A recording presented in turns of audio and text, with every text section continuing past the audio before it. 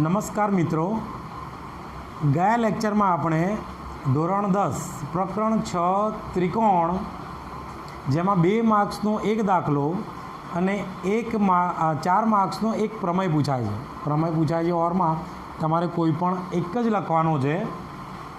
એમાં 6.1 6.2માં વધારે દાખલા નથી, આપણે થોડા દાખલા કર્યા હતા. આજે સ્વાધ્યાય 6.3 દાખલા નંબર 1 રકમ થોડી લાંબી છે, સમજો. આપેલા આકૃતિમાં આપણે ટોટલ 6 આકૃતિ છે. અહીંયા આપણે 3 સમય એટલે 3 લખી, બીજી 3 આપણે પછી બતાવું છું તમને. આપેલા આકૃતિમાં આપેલ ત્રિકોણ પૈકી આપણને 2 ત્રિકોણ આપેલા છે. કઈ જોડીના, બધી જોડી છે, ત્રિકોણો સમરૂપ છે તે જણાવો. મતલબ આપણને આપેલા ત્રિકોણો સમરૂપ છે કે નહીં તે આપણે જોવાનું છે. બરાબર. પ્રશ્નનો જવાબ આપવા કઈ સમરૂપતાની શરતનો ઉપયોગ કર્યો તે લખો અને સમરૂપ ત્રિકોણની જોડીઓને સંકેતમાં લખો. યાદ રાખજો મિત્રો, કોઈ પણ 2 ત્રિકોણ સમરૂપ થવા માટે કેટલી શરત છે જે આપણે ભૂતકાળમાં એટલે કે ધોરણ 9માં ભણેલા છીએ. ખૂ ખૂ ખૂ કઈ શરતો છે? ખૂ ખૂ એકચ્યુઅલી 2 ખૂ હોય તો 2 ખૂણા સરખા હોય તો ત્રીજો ખૂણો ઓટોમેટિક સરખો થાય. ખૂ ખૂ ખૂ.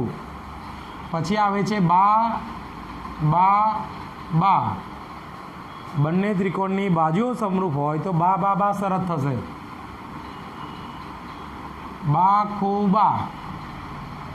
બરાબર. 2 બાજુ વચ્ચેનો એક ખૂણો આ સમરૂપ હોય. ખૂ બા ખૂ. અને એક આવે છે કા ક બા, કાટખૂણો કર્ણ બાજુ. બરાબર. તો આ 5માંથી કોઈ પણ એક શરત લાગુ પડતી હોય 2 ત્રિકોણોમાં તો એ બંને ત્રિકોણો એકબીજાને સમરૂપ છે એમ કહેવાય. બરાબર. દાખલો જો તમને વધારે ખ્યાલ આવશે. જો પહેલો રકમ જો, પહેલો દાખલો જો, 2 આકૃતિ જો. આપણી પાસે 2 ત્રિકોણો છે, ત્રિકોણ એ બી સી અને ત્રિકોણ પી ક્યુ આર. તો સૌથી પહેલાં આપણે લખીશું કે ત્રિકોણ એ બી સી અને ત્રિકોણ પી ક્યુ આરમાં. બરાબર મિત્રો, આપણને ફક્ત ને ફક્ત ખૂણાઓ આપેલા છે. તો કયા 2 ખૂણાઓ સરખા છે બંને આકૃતિમાં? જો ખૂણો એ, એનું માપ આપણને આપેલું છે 60. તો આ આકૃતિમાં આપણને કોનું માપ 60 છે? પીનું.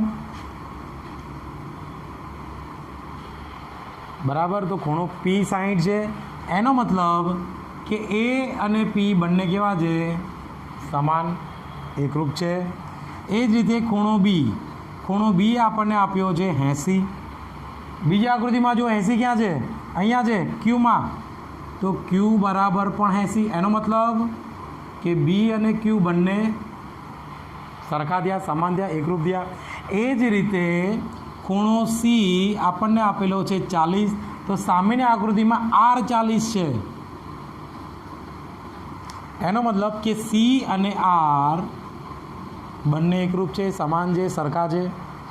બરાબર. તો આપણને આ બંને આકૃતિમાં બાજુઓ તો આપી જ નથી, એટલે જ્યાં પણ બા લખેલું છે એ આવશે નહીં. રહ્યું શું? ખૂ ખૂ.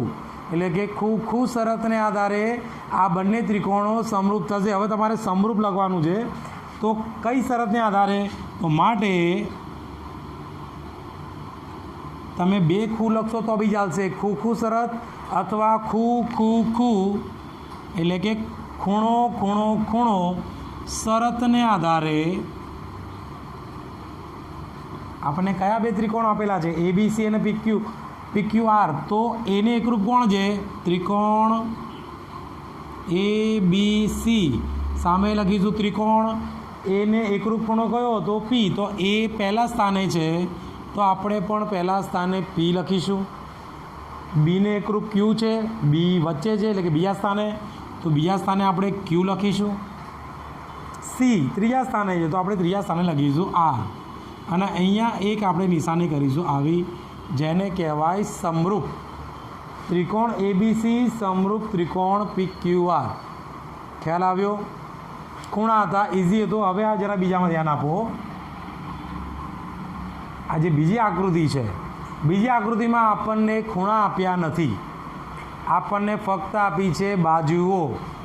કયા બે નામ છે ABC PQR? તો લખીશું આપણે ત્રિકોણ ABC અને ત્રિકોણ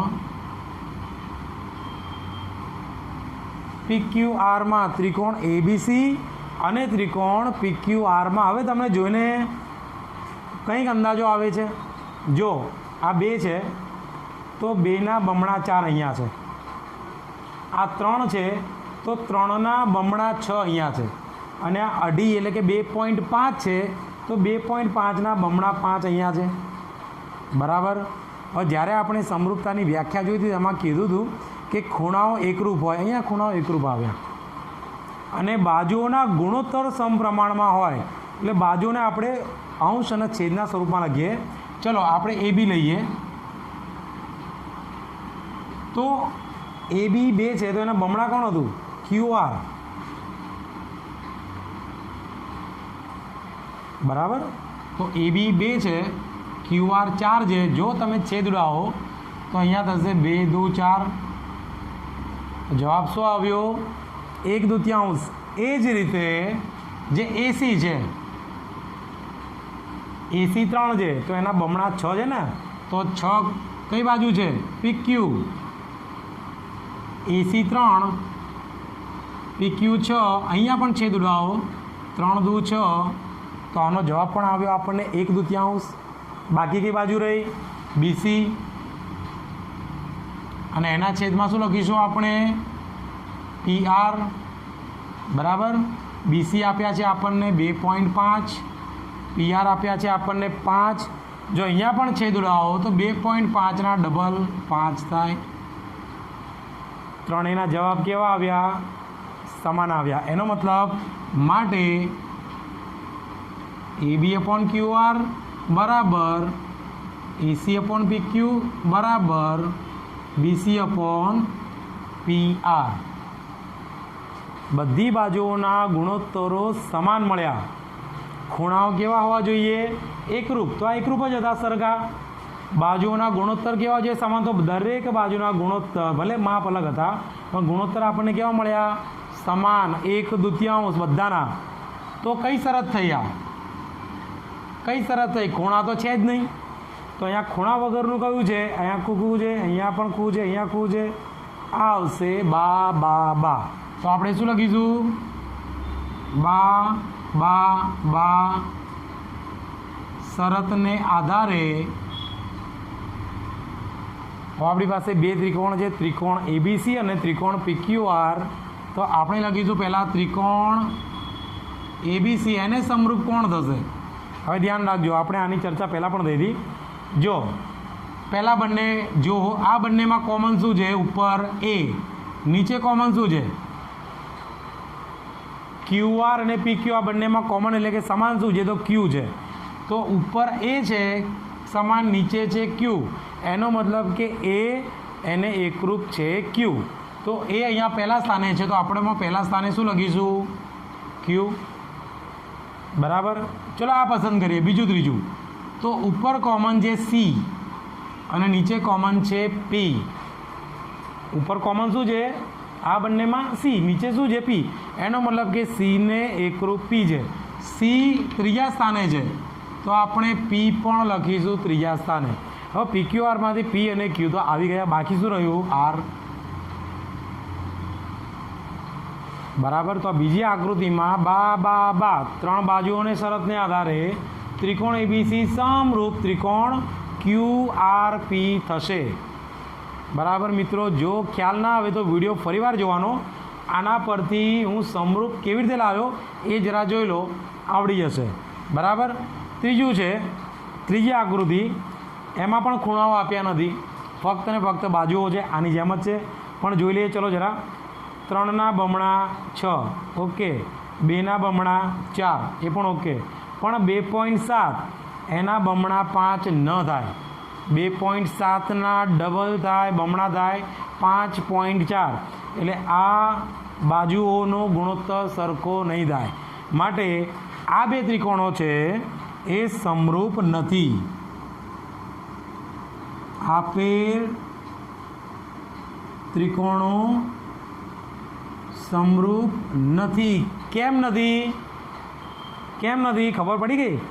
આ જે એમપી છે તો એના બમણા છે 4 ડીઈ, આ 3 છે એલપી એના બમણા છે ડીએફ, પરંતુ એલએમ એના બમણા ઈએફ થતા નથી. ચલો આને તમારે લખવું હોય તો કેવી રીતે લખશો?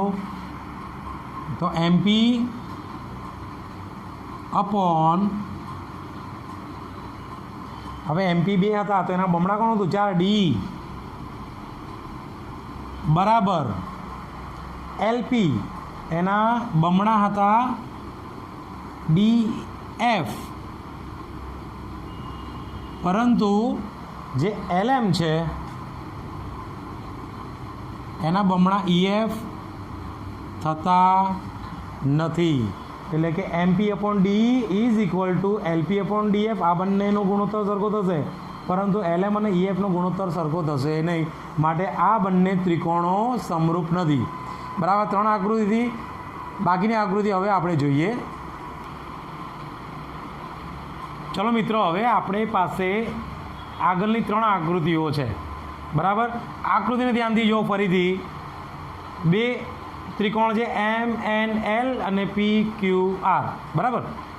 2.5 તો એના બમણા સામે 5 છે, અને 5 તો એના બમણા 10 પણ છે, અને ખૂણો પણ આપેલો જો 70. હવે આપણી આ જે શરતો છે જો અહીંથી શરૂ, આ બાજુ અને આ બાજુ, તો 2 બાજુની વચ્ચે ખૂણો છે. ઓકે, આ બાજુ અને આ બાજુ, તો આ બંને બાજુની વચ્ચે ખૂણો છે. તો 2 બાજુની વચ્ચે ખૂણો એટલે બા ખૂ બા, બાજુ ખૂણો બાજુ. 2 બાજુ પછી ખૂણો હોય તો બા બા ખૂ, એ શરત અહીંયા છે જ નહીં. 2 બાજુની વચ્ચે ખૂણો હોય અથવા 2 ખૂણાની વચ્ચે બાજુ હોય એ ચાલશે. હવે ફરીથી આગળના જે દાખલામાં ગણ્યું તે રીતે આપણે કરીશું. કયા 2 ત્રિકોણ છે? તો ત્રિકોણ એમ એન એલ અને ત્રિકોણ પી ક્યુ આર માં. બરાબર. જે એમએન છે એના છેદમાં આપણે કઈ લઈ શકશું? 2.5 ના ડબલ 5 એટલે કે PQ બરાબર. જે એમએલ છે, એમએલ કહો કે એલએમ કહો, એમએલ છે એ 5 છે તો 5 ના ડબલ કોણ છે? QR. તથા આપણે ખૂણો આપેલો છે. કયો ખૂણો છે? ખૂણો એમ, અને ખૂણા એમને એકરૂપ છે ખૂણો ક્યુ. બરાબર મિત્રો. તો હવે આ કઈ સંગતતા થઈ? 3 બાજુઓ નથી એટલે બા બા બા, 3 ખૂણાઓ નથી એટલે ખૂ ખૂ ખૂ. આ 2 શરત થશે નહીં. આપણી પાસે છે 2 બાજુ અને એની વચ્ચે રહેલો ખૂણો. 2 બાજુ એની વચ્ચે રહેલો ખૂણો એટલે થશે કે બા ખૂ બા. શરતને આધારે હવે કયા 2 ત્રિકોણ થશે? સૌથી પહેલાં આપણે ત્રિકોણ લખી નાખીએ એમ એન એલ. સમરૂપ ત્રિકોણ, કોઈ બી એક ત્રિકોણ પહેલાં લખી નાખવાનો એમ એન. હવે એમને એકરૂપ તો કોણ છે? ક્યુ. તો એમ પહેલાં સ્થાને છે તો ક્યુ પણ પહેલાં સ્થાને આવશે. ચલો અહીંયા પણ ચેક કરીએ. આ બંનેમાં કોમન શું છે? એમ. આ બંનેમાં કોમન શું છે? ક્યુ. એનો મતલબ કે એમ અને એની સાથે ક્યુ એકરૂપ આવી ગયું. હવે એમ અને ક્યુ આવી ગયું તો બાકી શું રહ્યું? એન સાથે પી એકરૂપ છે તો એન બીજા સ્થાને, તો પી બીજા સ્થાને. બાકી શું રહ્યું? PQRમાંથી QP આવી ગયા તો બાકી રહ્યું આ. આ રીતે 2 ત્રિકોણો સમરૂપ થશે. 5મી આકૃતિ જો 2.5 તો એના ડબલ 5 છે, 3 તો એના ડબલ 6 છે, અને ખૂણો પણ 80 આપેલ છે. પરંતુ આ જે 2 બાજુઓ છે એ 2 બાજુની વચ્ચે ખૂણો નથી, અલગ છે. જો AB 2.5 BC 3, તો આ 2 બાજુઓ વચ્ચે ખૂણો આ બનશે. જ્યારે 80 અલગ છે તો આ થશે બા બા ખૂ. તો બા બા ખૂ અહીંયા ક્યાંય છે નહીં. 2 બાજુ વચ્ચે ખૂણો હોઈ શકે, 2 ખૂણા વચ્ચે બાજુ હોઈ શકે, 2 બાજુ પછી ખૂણો હોઈ શકે નહીં. મતલબ આપેલ 2 ત્રિકોણો સમરૂપ નથી. કેમ નથી?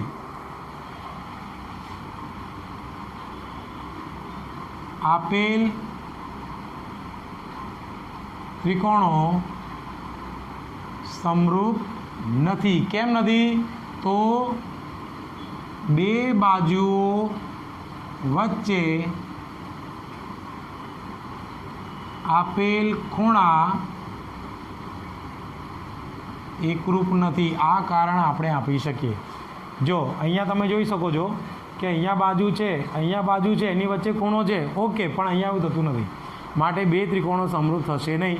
હવે છઠ્ઠું, તો છઠ્ઠામાં આપણને બે ખૂણા આપેલા છે, બંને ત્રિકોણમાં બાજુઓ આપી નથી. તો ત્રીજો ખૂણો નથી આપ્યો, તો સૌ પ્રથમ આપણે બંને ત્રિકોણોમાં ત્રીજો ખૂણો શોધીશું. બરાબર. સૌથી પહેલાં આપણે ત્રિકોણ DEFનો ઉપયોગ કરીએ. ત્રિકોણ DEFમાં હવે નિયમ તમે ધોરણ 9માં ધોરણ 8માં પણ શીખેલા છો કે ત્રિકોણના ત્રણેય ખૂણાઓનો સરવાળો 180 થાય. એટલે કે ખૂણો D પ્લસ ખૂણો E પ્લસ ખૂણો F, ત્રિકોણના ત્રણેય ખૂણાઓનો સરવાળો 180. D આપ્યા છે 70, E આપ્યા છે 80, F શોધવાના છે. 70 અને 80નો સરવાળો થાય 150. 150 પ્લસ છે, સામે જશે માઇનસ, તો આપણને ખૂણો F કેવો મળશે? 30.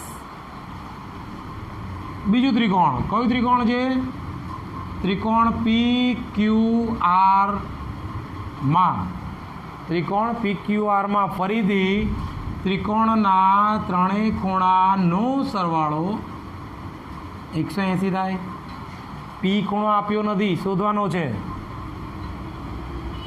Q ખૂણો આપ્યો છે 80 અને R ખૂણો આપ્યો છે 30. બરાબર. તો 80 અને 30 110 થાય.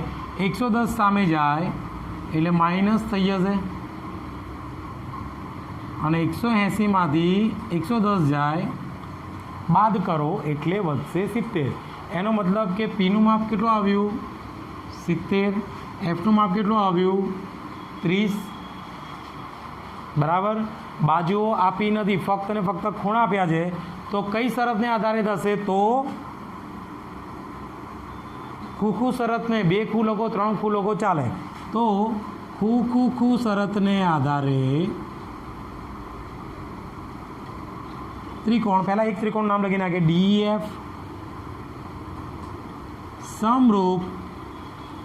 હવે DEF તો D છે, તો D 70 છે, P 70 છે, મતલબ બંને ખૂણા એકરૂપ છે. તો D પહેલાં સ્થાને છે, તો P પણ પહેલાં સ્થાને આવશે. E 80 છે, Q 80 છે, બંને એકરૂપ છે. E બીજા સ્થાને, તો Q પણ બીજા સ્થાને. PQRમાં PQ આવી ગયા, વધ્યું શું? R. બરાબર.